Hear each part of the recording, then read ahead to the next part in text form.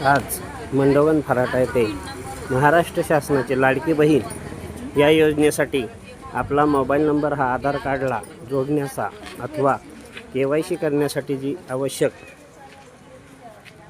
महाराष्ट्र शासनाला विविध योजनांसाठी माहिती देणं आवश्यक असतं आणि यासाठी लाडक्या बहीण या योजनेची मात्र एकच दिवस ही मुदत राहिलेली आहे आणि ती एक दिवस मुदत राहिल्यामुळे आता ऐनवेळी ह्या आधार कार्ड चालक यांच्यावरती जो मानसिक ताण आलेला आहे याला सर्वस्वी जबाबदार कोण, शासन की समाज, हेही तितकेच महत्त्वाचे.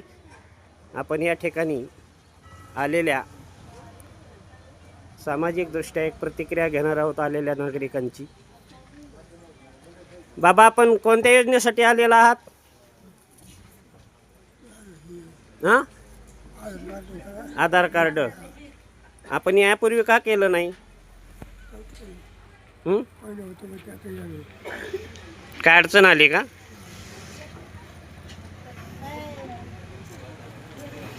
हे पहा, उद्याची शेवटची तारीख असल्यामुळे लाडक्या बहिणीसाठी ही लाईन लागलेली आहे. बोला ना, आता घेणार आहे.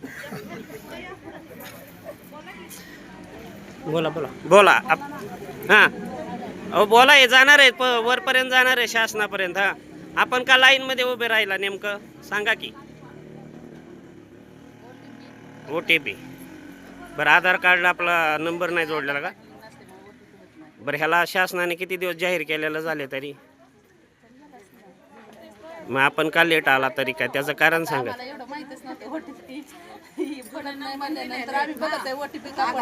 फोन नंबर बदलला का आपला? मग आता ऐनवेळेस आता ह्याला 3 दिवस लागणार. नाही झाल्यानंतर काय करणार तुम्ही? 3 दिवस लागतात. मुदत वाढवून हवी.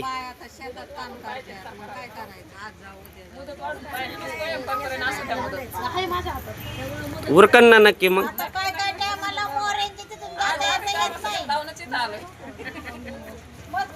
पहा, अशा प्रतिक्रिया महिला वर्गातून येत आहेत. आपलं काय म्हणणं सांगा. बर, कामाला जात होतो, मजुरी करायची म्हणलं सवड मिळत नाही, म्हणून साठी लेट झालं. आता उभा राहणे बरी आहे का शिक्षा? शिक्षा आहे, पण सरकारने बी मान्यता करायला पाहिजे ना मजुराला. सरकारने 1.5 महिना दिला आपल्याला, तरी अजून वाढवण्याची मुदत ही मागणी चांगली आहे, योग्य आहे आपली मागणी.